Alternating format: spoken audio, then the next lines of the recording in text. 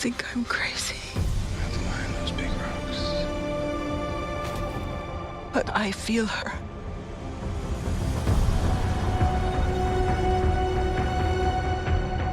I hear her heartbeat. She's so close.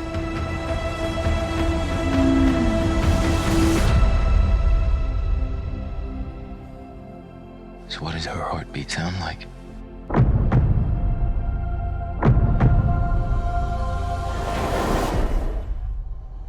Mighty.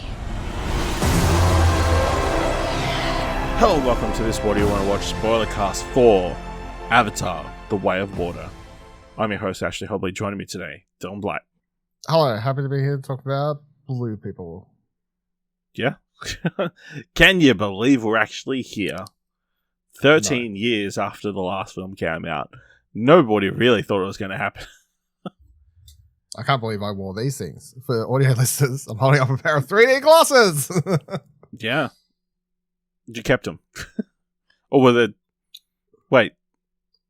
Are those specially designed ones to attach clip-ons, baby. Do you I went to the front counter. I said, I need the 3D glasses. I don't think she looked at me properly. She then looked up. She said, do you want the clip-ons? And I go, what? They're a thing now? And she goes, yeah, they're a thing. I said, yes, please.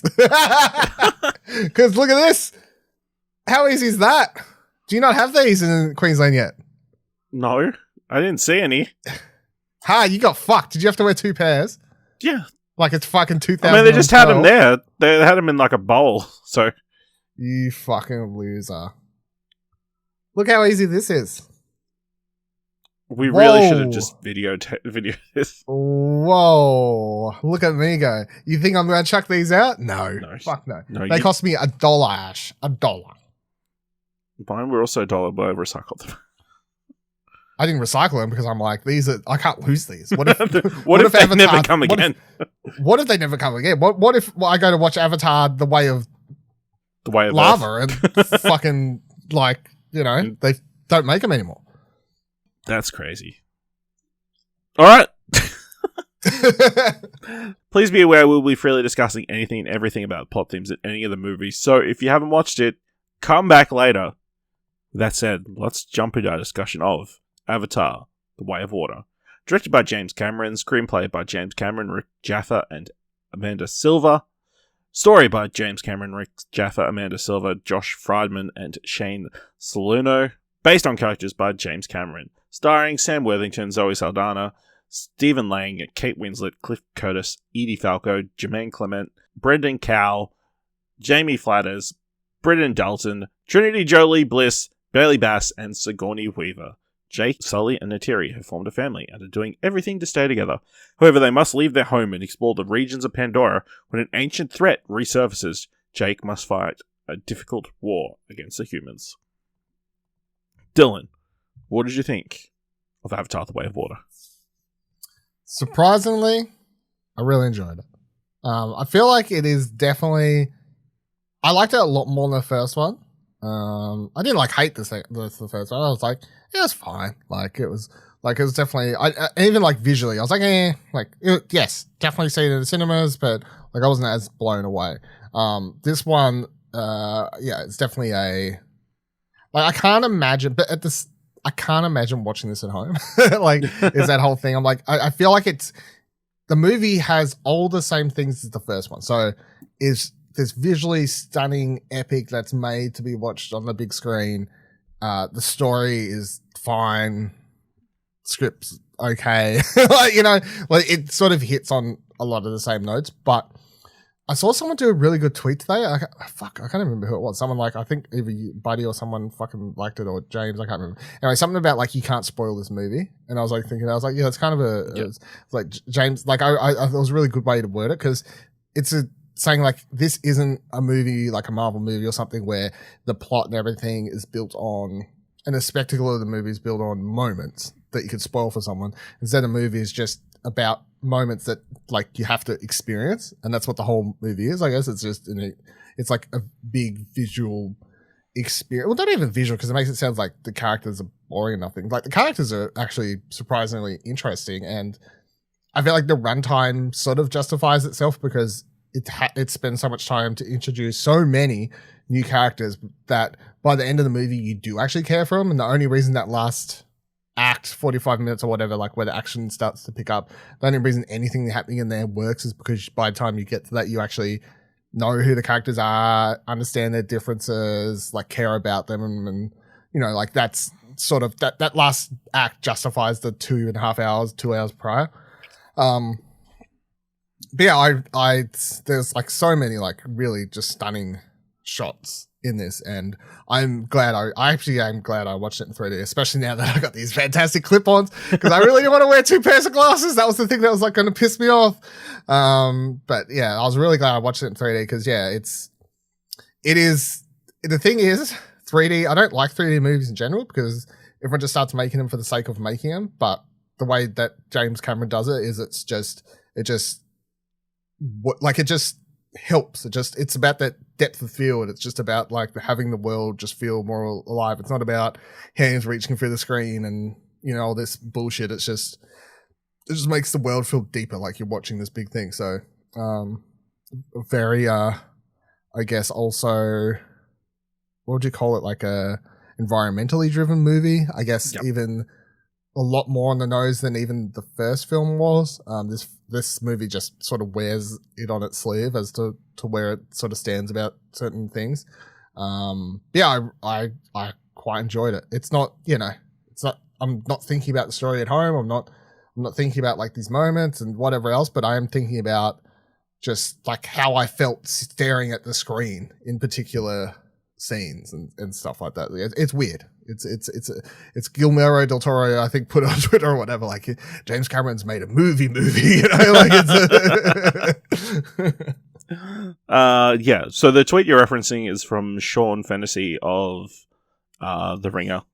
One thing that distinguishes Avatar: The Way of Water from contemporary blockbusters is how difficult it is to spoil. There are no long-rumored reveals, no teasers, and winking asides. It's not about information shared. It's about what's shown. You have to see it. Yeah. Sure, because you could tell everyone the entire plot, and they'd be like it still doesn't matter. Like they'll still feel the same way watching it. So it is almost a complete retelling of the first film. Yep. Weirdly. Yep. Where, you know, a family, instead of Sully just having to figure out a whole culture's way of living, it's his entire family. Even to the extent where like one fundamental moment is the instigating point of the entire final act. You know? In the first film, of course, it was the destruction of Home Tree. In this one, it's the killing of the whale thing. There are so many new names in this that obviously hard. We're like 24 hours removed, which doesn't help as well. It's not super fresh in our minds. But yes, the whale thing, the Temukai, I want to say, it gets killed in like one of the most brutal ways imaginable. I will say, I don't know if James Cameron is saying anything about people who hunt whales, but I feel like he's saying something about people who hunt whales. Yeah. I mean, so I enjoyed the film a lot. It's a fantastic visual film. The story, I feel, is a very universal one that will...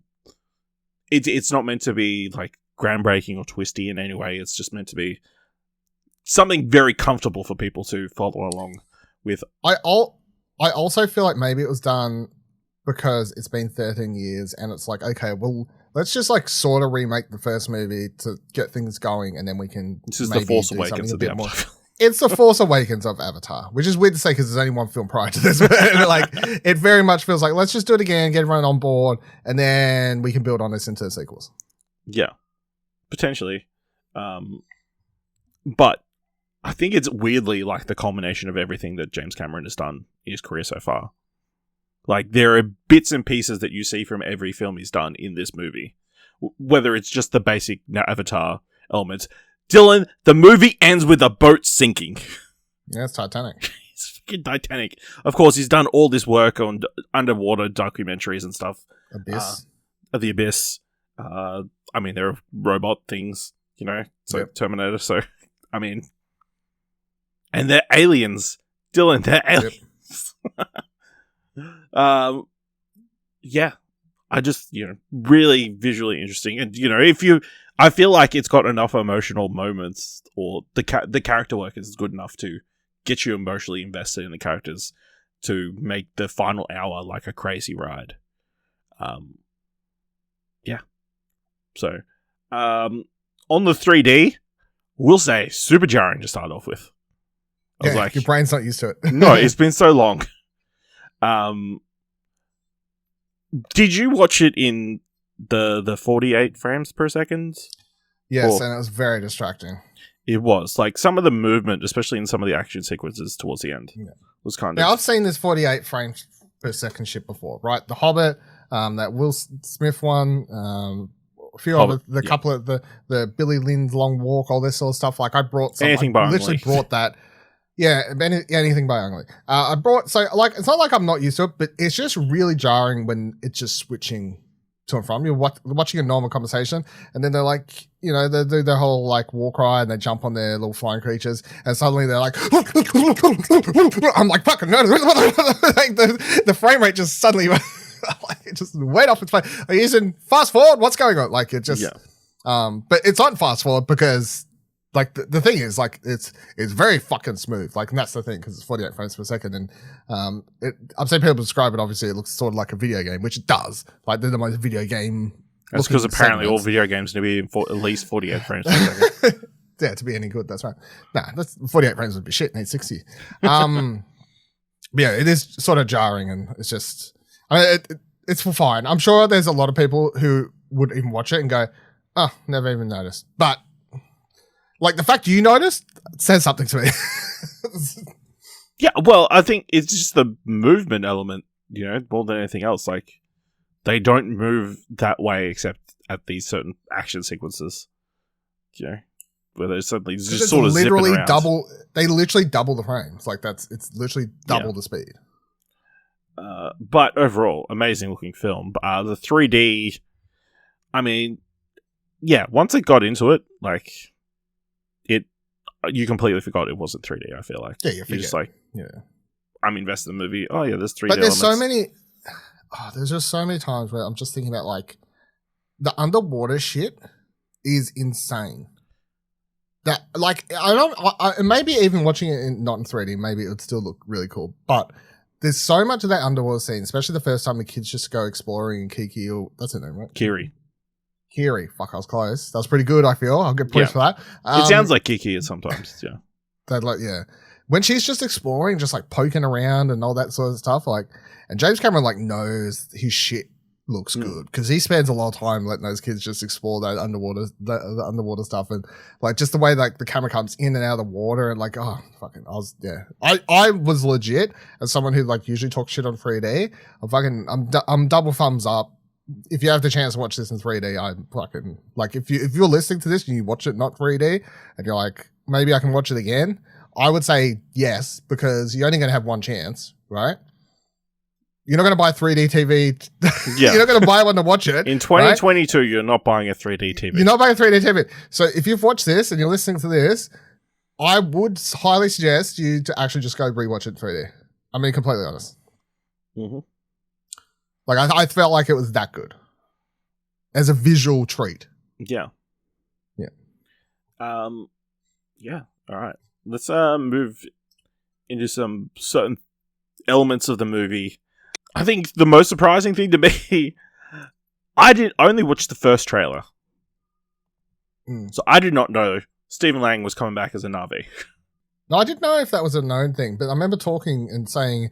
Remember, there was like, what do you want to watch a couple weeks ago? I was like, oh, people online reckon in the trailer that there's a avatar who's like squashing a scroll. They reckon it's Stephen Lang. So yes. I don't know if it was known. I definitely remember reading. I thought that was just something in the trailer because, Yeah, I thought it was just theory. Because I look at the Wikipedia page, it's like just completely, he's listed under Na'vi characters. I'm like, oh, okay. It's supposed to be in something that was known, but no. Maybe not. Yeah. I'll have to go back and watch the trailers, but yeah, that's a whole interesting element of the film of him having his brain scanned, I guess, before the final fight in the first film, and then his brain that being sent back to Earth, and then spending a bunch of money to make an avatar for him so he can come back to Pandora. Yep. Wild. It's like 18 years, right? Is the time they said Something between like the that. movies. Yeah, it's like 18 years, yeah. Yeah. But I guess, Spider is the telling point between the two films. But Yeah, we'll get to it in a interestingly, second, they made it longer than the gap between the movies. Is it? Well, the gap between the movies is like 13 years, right? Oh, yeah, that's right. That is right, yeah. So, yeah. What do you think of Stephen Lang in this film? Like, as the clone He's of... so much better in this than the first movie. The first movie just comes off as sort of a stereotype, ridiculous character. But somehow I feel like having him in his avatar form just sort of makes his character work for some reason. I don't know why. Maybe when he's doing around, like marching around and just looking the way he looks just helps with that. I don't know. Like, I feel like it works a lot better now than it did in humour form. I know. I obviously liked him in the first film. You can go back and listen to our spoiler cast of Avatar that we did like a week or so ago.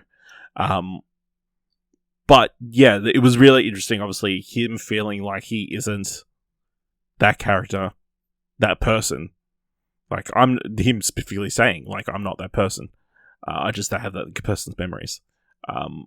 But then also, it's also interesting that like the first mission he goes out on, he finds his former body. It's like in a lot of other movies, that would be like something he discovers like pretty late in the movie. But no, that's like an instigating point, and like kind of sets up his want to kill Neytiri this entire film, and hunt down Jake Sully. But yeah, I thought it was an interesting thing where, he's obviously brought back in the body of the enemy. Very interesting element. And then, of course, you've got Spider, who's an interesting character introduced in this film. The son of his Quaritch, right? Everyone has kids in this Everybody film. has kids. That we didn't know about. I guess my question, where's the mother? Did she just fuck off back to Earth because she could go in the cryosleep? Or was she a scientist? I assume he's just fucking scientist at the base. Like, which, I mean, to be fair, if you're sitting around all day, you got. Or did she die during the first film? Yeah. Could be, yeah. She was one of the soldiers. I don't feel like it. It's just whoever. It just doesn't really matter. I don't feel like there's going to be a big reveal. It's a human parent, which is why it doesn't really matter compared to someone else. So I've seen some discussion around Spider. Like, obviously, he is a human who's kind of infiltrated into the Na'vi. He's Tarzan. It's just Tarzan, pretty much. It's Tarzan. But he is, having to work with Stephen Lang, and obviously the relationship they kind of have over the film. He's kind of, he's got some blood on his hands from this movie.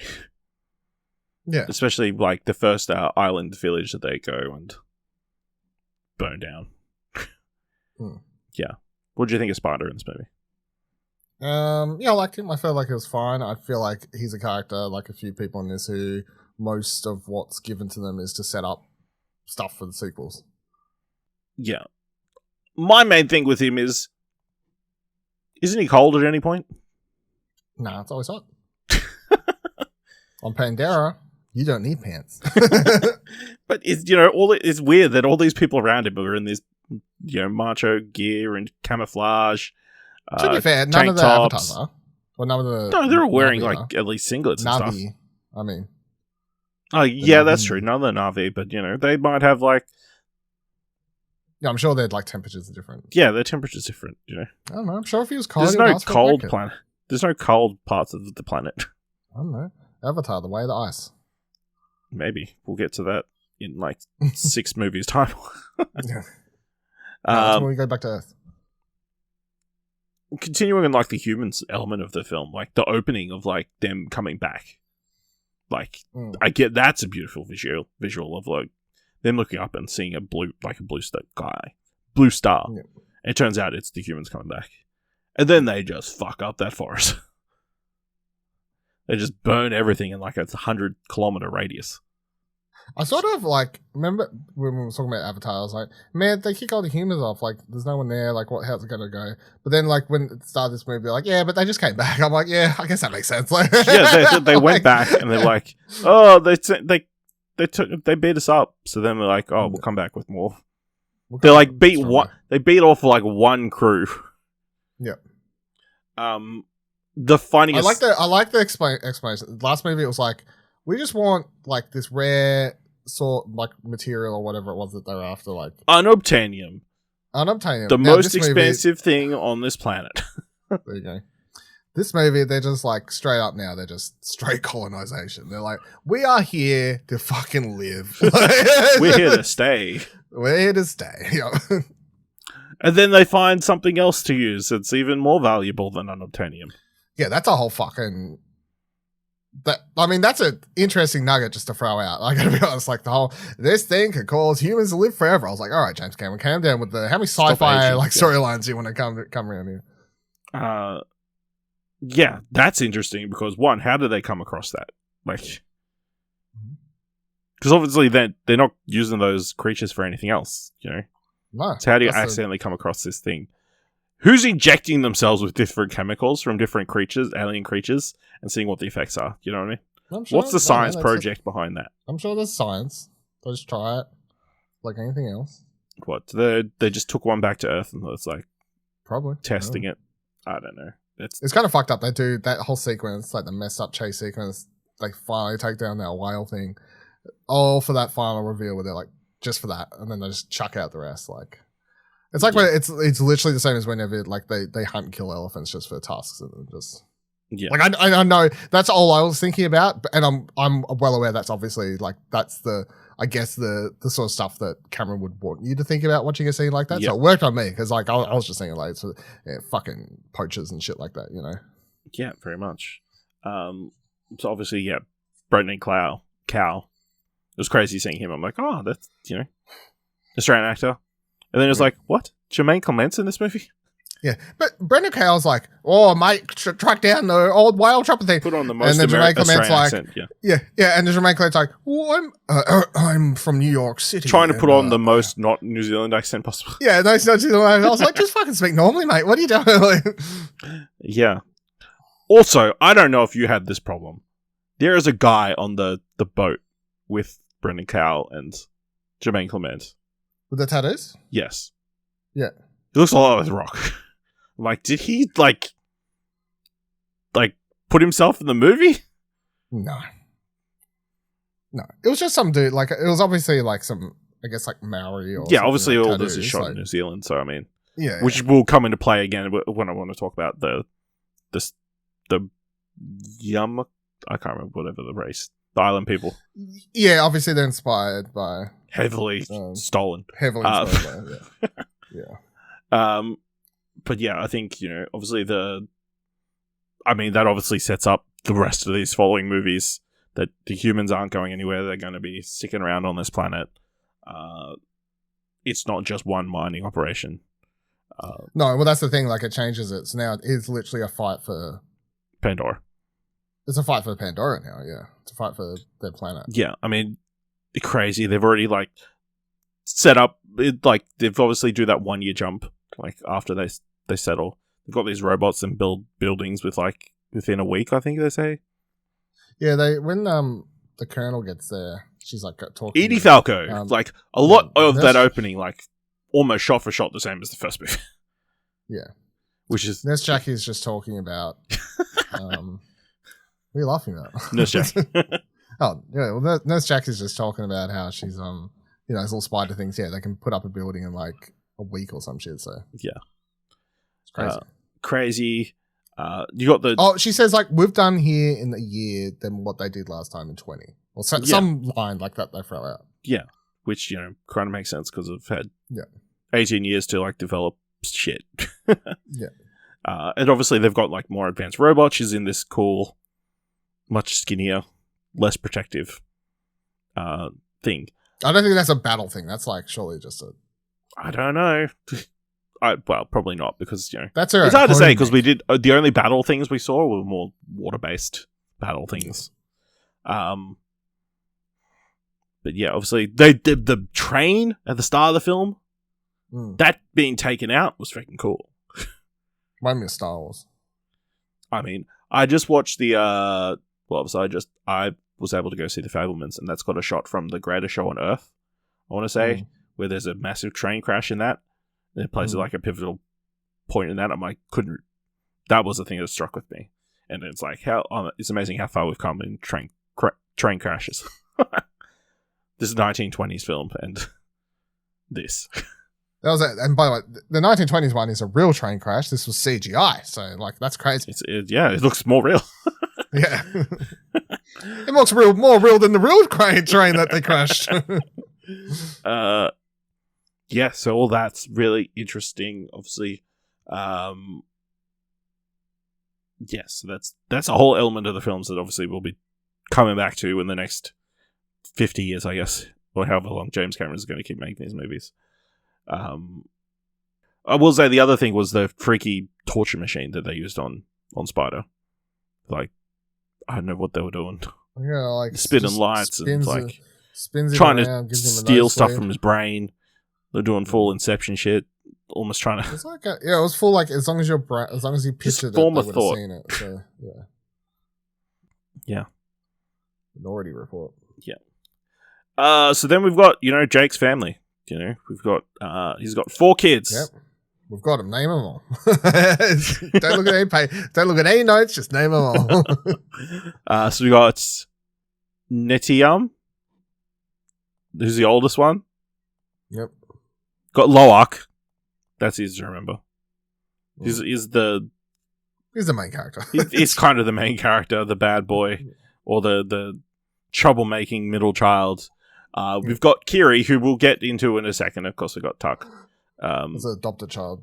Kiri's the adopted child. Tuck, little daughter. So we've got those whole family unit elements of Jake being a dad. Neytiri. It's weird that Neytiri kind of is sidelined in this movie. Like, she's barely in it for like a large chunk of this movie. Yeah, that's sort of one of my main complaints. One of my biggest disappointments is, especially after having watched Avatar not long ago, and being like, fuck, Zoe Saldaña is so good in this movie. And then coming into this one and just being like, damn, she's so good in the very limited time that she's on screen. But like, yeah, I really feel like she could. It is kind of, the next generation though. It's just I know, there's so many characters, it's sort of hard to, it is just disappointing because obviously, she is the Princess Leia of this Force Awakens aspect. Yeah, really is. So obviously they run raids. They eventually get found out by old Stephen Lang's character, and they have to leave the people. They have to leave the forest. He hands over his crown and pretends to die. Yep. Then they fly off to. Looking up what the name is. Islands. Metka, that doesn't sound right. I appreciated how every time we'll go somewhere, but they'll do a lower third and be like, the Blada Islands. I'm like, I ain't remembering that. I remember there was the 3 brothers. Yeah, that was 3 brothers rocks or whatever. I was like, words I can say. Very good. But it's interesting to see all this whole new clan that we like kind of got a tiny glimpse in the last film, like, but it was mostly aerial shots, like from a very far distance. But now there is a distinct difference between the different people of the different clans. Yeah, which is very evident. Like, they've got much bigger forearms and much stronger, bigger tails, so they can go in the water. And obviously, they're trained from birth to like swim underwater for long periods of time. And obviously you've got a whole new bunch of different creatures in this section of the world. I love those little cutie fucking Lapras dinosaur things. Yeah, the little... the main ones? The little ones. Yeah, the ones the kids ride. Yeah, the ones the kids ride. They were great. I love them. Obviously this whole civilization heavily influenced by Maori culture. Maori. I don't know and, why he's saying know, that. There was a part where they were doing a war cry and they were sticking the tugs out. I don't know what's going on there. There's all that, and then there were all the whales were covered in tattoos. Like, it's just, I think you're connecting. You think I'm connecting too many dots? Yeah, I think it's definitely not stretching. because it was filmed in New Zealand and like No, you're stretching. James Cameron could have been, influenced in any way by that. No, the people of Wade are like, hey, let's just. It was probably just the people of Wade just shoving it in as like an inside joke. Yeah. That's right. We're Kiwis. Yeah. and their king or leader is Cliff Curtis. Yeah. But then they whitewashed the Queen. Yeah. Well,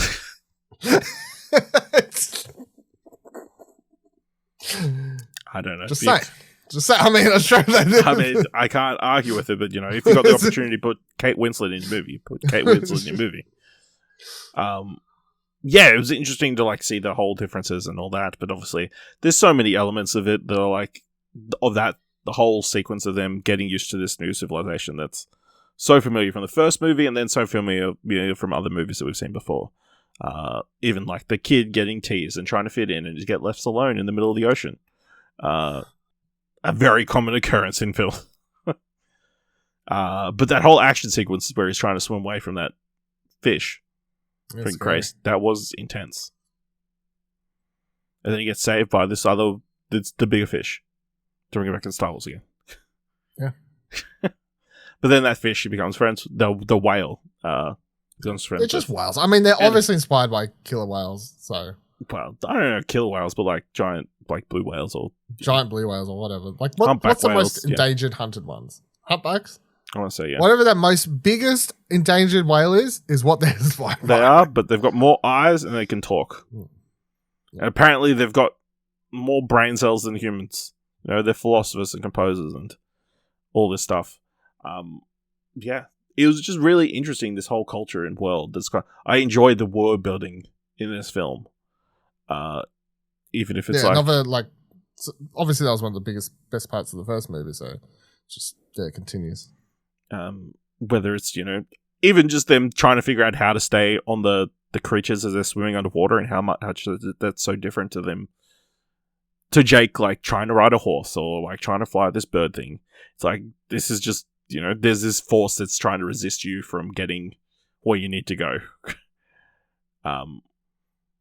Yeah. Orca whales are ranked as some of the most intelligent species on Earth.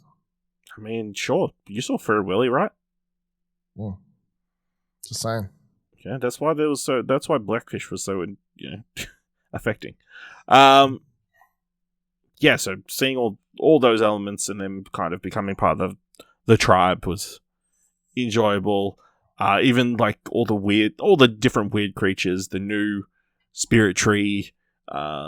Yeah. Also, to be fair, I like how they keep everything still connected. So it's still all connected to Anwar or whatever.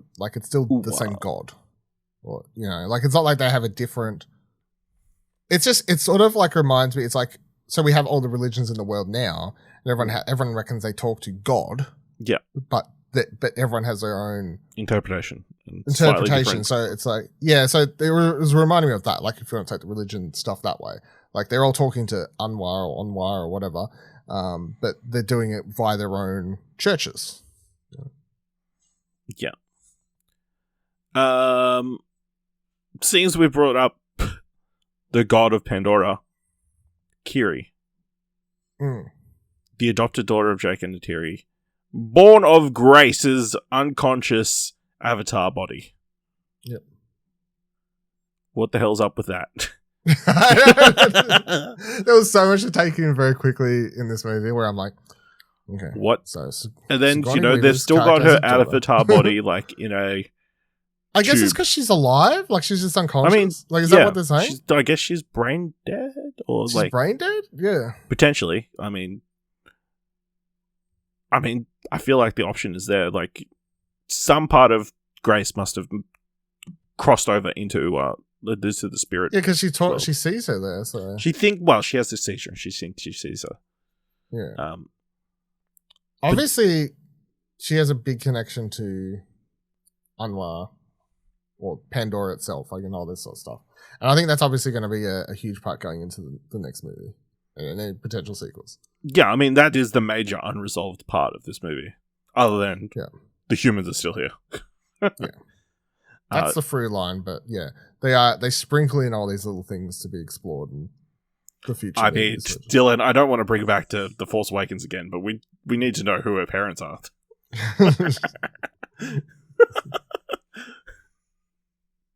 Can't wait to the third movie when it's revealed. Nobody. And then someone comes in later and says, "Yeah, someone comes in." It was Second Stephen movie, Lang. I'll say, "Yeah, that's what I'll be like." Yeah, look, there was no one. No one was your parent. And they come around in the third movie, and yes, it was Stephen Lang's grandfather. Oh no, the Spider and her are related. Yep. Yeah, it's interesting. Obviously, she's got some sort of deep connection to Ua, or the god, where she's able to manipulate like different plant life or smaller creatures. Yeah, I mean, it's an interesting aspect that is kind of like she's obviously the one who's able to breathe underwater like very quickly, straight away. Like straight away, she's able to adapt to life super fast. She's very in tune with everything that's around her. Like at all points, is the So, if you had to guess, what's up with that? I have no idea. She's just the one. She Navi Jesus. Yeah. She's a fucking Mary Sue's what she is. Did you find it weird that obviously it's Sigourney Weaver playing like this? I thought I would, but I honestly didn't. You just got lost in it, right? Yeah. Yeah, I don't feel like it's a problem. Obviously, if this was a real. I think, what would be interesting to see the behind the scenes footage of how they filmed I've this. seen pictures of her in costume, right? Well, in the blue mocap suits. suit. And, like, it looks fucking weird. But yes, I want to see videos of her performing the character because it's going to break my head. Like, looking at pictures of them all on set together, I'm like, she's playing a kid. She's playing her own kid. Of her flirting with little Spider. It's going to be weird. I will also say, I don't know how they made this movie. Because it looks amazing. Yeah. Like, how do they do everything in the water with the blue suits and the... That's why it took so long.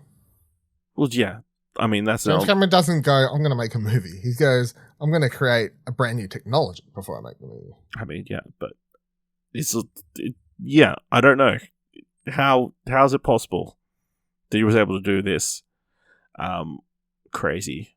Did you have a favorite action sequence? Because obviously we get a lot of really good ones. No, it just would be the end. Like, obviously I don't know. Anything from the end. I mean, the fucking whale jumping on the ship was hilarious. It was. There was cheers. I was like, just kill them. I heard a few Just kill cheers them my all. audience here. When that fucker fired that missile after calling them dumb animals, and he just bounced it off his forehead, that was golden. I was like, you go, mate. And when, obviously when his they arm got got chopped in half, that was also they great. got the... Yes! His arm gets graphically cut off Yeah. with a wire. One bit of violence in the movie. It's like maybe the only blood in the entire movie, but yeah, it was worth it. Well worth it. Yeah. So good. Obviously, you got this drag out fight between Stephen Lang and Jake. The whole sequence where they're going to save the kids and are murdering every single person. Two of on them this are boat. just killing everyone. Yeah. Incredible. Yeah. So good. And yeah, it's interesting that again it ends with a boat sinking. And there's them having to collide the boat. Elements of it reminded me of Uncharted 3, I want to say, where there's a cruise ship that obviously flips in that. Spoilers. And then being trapped in the boat. Yeah, and obviously the son telling Jake to reciting about water and you need to breathe. Super convenient. They've got these things that can help you breathe underwater, right? The only thing is, why don't you just get a bunch of them? Why don't you only bring the one? They're heavy. Knew these had the other ones to save. Yeah. How do we feel about Spider saving Stephen Lang? Makes sense. I expected him to do it. I expected him to go with him. Yeah. That was the only thing that I was like, okay. I was like, you're like 50% playing into what I like, sort of where I was expecting you to go with this, but obviously there's still going to be, it leaves it in an interesting place for the next movie because rightfully so, Spider should have some like thoughts about being held by knife and Neytiri, there was a good chance Neytiri was going to kill him. I was like, Neytiri's just going to straight kill him. I think there's a good chance, she's angry enough. Yeah. I mean, how do we feel about the brother dying? Like, it was kind of looking back, it was kind of foreshadowed. This motherfucker got the least time on screen. Yep. And he's the older brother. Yeah, in retrospect, he died. I mean, it was literally foreshadowed in the first firefight with the train. Yeah, true. Like, he's the one who gets blown half across the battlefield because he's trying to stick around with his brother. He almost dies again when they're trying to rescue him from the he's his own life avatars. pretty fast. Yeah. But that whole sequence at the end, that's what I was like, when he died, like I didn't cry in this movie. I wasn't that invested, but like I felt something. Like I felt emotionally Zoe invested. Saldana, like her screaming and like that's the thing. Like I was invested enough for all of that scene and all to work together and them all like hugging at the end and like after the fight and everything when they're actually all back together. Like I was like, all right, you introduced about 1 million new characters by the end of this movie. Yes, Sullys stick together. Sullys do stick together. Yeah. I also want to know where he's narrating this movie from. Because every now and then when Jake obviously in the first movie, he's like, well, this is our... Actually, who's he talking to? I don't know. Yeah, that's the thing. The whole movie is like, and by the end, he's like, but that was our biggest weakness and our biggest strength. Sullys stick together. I mean, yeah, maybe he's, that he got into the video blogging thing and he's like keeping his own, he's got like a computer, he's got like a podcast, He's keeping his own. Because at least in the first movie, you're like, yes, he's doing the video blogs. That's the reason for the video. But even then, he like kept talking after he stopped. But I guess he could be doing it for like the scientists who are still working there. One thing I thought was at the end, obviously Spider goes off with the Navi, but he's wearing the mask thing. I'm like, is he going to run out of air at some point? But I'm guessing they got new masks after the humans have been away for 80 years. I assume they can filter, So now he can stay outside forever. Yeah, but there's still the risk of that mask breaking and then he's dead. I really hope they don't do like he'll slowly turn to bad storyline because I feel like that's just sort of boring. But yeah, very, very interesting potential for where they go. Obviously, he pretty much says that there's another movie coming. Well, we know we're 100% getting. It's literally filmed. Yes, whether or not we get 4 and 5 is the question. But the literal last lines are, "This is where we'll make our last stand" or whatever. With him deciding to stay with these people. So I would presume the next movie, like he'll kill Stephen Lang for the second time, finally at the end of this one. So it's like there's the arc, and then you go into the 4 or 5. And then we assume like there's maybe some other villains like come to the fore in the next film too. Yeah, well, I'd love to. Continue on. Yeah, I'd love because I don't know. It's like, do you just keep bringing in another macho army sort of dude that'll get boring pretty fast. But obviously, once they deal with Stephen Lang, you've still got the whole of Earth. Yeah, like literally, that's a lot of people to potentially come to your planet. Yeah, that's really interesting. I will say lots of funny moments throughout the film scattered in as well. Obviously, there's like all the jokes about them struggling to adapt. I did love, obviously the kids have their fight. I didn't click on at any point that the human avatars have 5 fingers instead of 4. Neither. Even in the first movie. They made such a big deal about it in this movie. Even in the first movie, it wasn't made clear. No. But, it was very funny every single time they stuck the finger up. And him explaining a fist to the other dude before punching him in the face. And then Jake, asking how the other dudes are is, much worse. And him being very proud. He's like, yeah. Yeah. Any other thoughts on Avatar: The Way of Water? No. I mean, there's not much. That's the same. Because the story's so simple, there's not too much. There's nothing really deep to discuss. Not too much to discuss story-wise, I don't think, outside of what we have. Mm. It's just, that's what I'm saying. The movie, it's more of a feeling. I feel like there's obviously a lot of, deep environmental messages in the movie, which is good and everything. But, yeah, I don't feel like there's, anything we've missed, no. I mean, it's crazy how clear the water is in this movie. It is beautiful water. It's almost makes you want to take up scuba diving or something. But nothing could be as beautiful here on this planet. Do we think what sort of money do you think this is going to do? I was just trying to have a look there, but there's no numbers. I think they're projecting a $50 million opening weekend. No, 500 million. A large number. It said it did 85% of China's box office in its opening day, which was apparently lower than Spider-Man did. But that doesn't surprise me, because obviously this is released, and since the 13 years that's come, superhero movies have come in. So yeah. But I feel like it's going to do strong. I don't feel like it'll do the numbers the first one did, but I feel like they should understand that and probably know that. But I feel like it'll do strong, and then potentially it'll, much like the first movie, had that second wind of, and I know it worked, even amongst my family, it was everyone's talking about this, I talked about it, then my dad watched it, and then my dad talked about it, and he made my nan go watch it. It was such a talked about. Yeah. So I'm wondering if it'll have the same sort of carry through for this, where do we think people are going to have repeat viewings? I think outside of people going to see it in 3D who didn't watch it in 3D. I don't know. That I don't know, but whether or not some people do, I'm saying, if you watch this in not 3D to go watch in 3D, I could see that maybe being a thing, especially if some cinemas aren't showing it in 3D, and then there's a different one, maybe, or they start showing it in 3D in places, and people oh fuck, I'll watch it in 3D now. I don't know, but.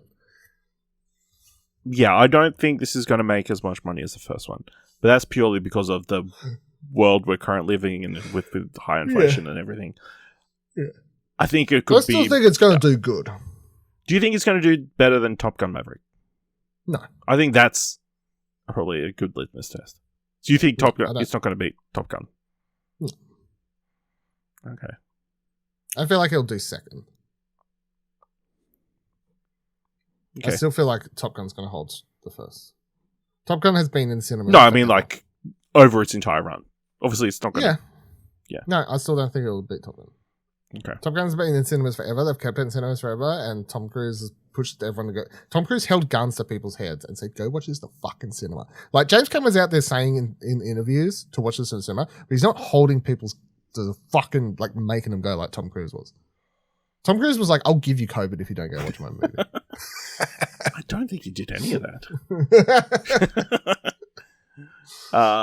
Yeah. All right. Let us know what you thought of Avatar: The Way of Water by going to explosion.com/Twitter, jump to our Discord at explosion.com/Discord. Leave us a review on Apple Podcasts or Podchaser. Leave us 5 stars. Anyone can leave us 5 stars, or help us out by telling people about the show. And if you like this episode, thought it was worth $1, head on over to our Ko-fi page at explosion.com/support. Thank you very much for listening. Until next time, I see you, and keep watching stuff like this. The way of water connects all things. Before your birth and after your death. This is our home! I need you with me. And I need you to be strong.